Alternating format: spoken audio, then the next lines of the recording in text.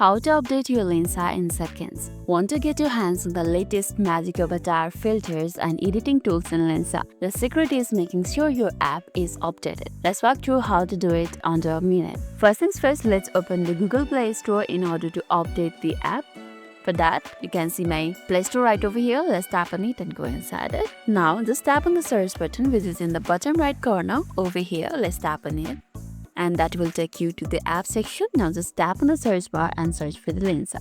Just like this and tap on search. And as you can see, there's no option for the update. That means I'm using the latest version of the Lensa. And if you saw an update option on the place of open, simply tap on it and update it. And just like that, you are all set to explore the new features.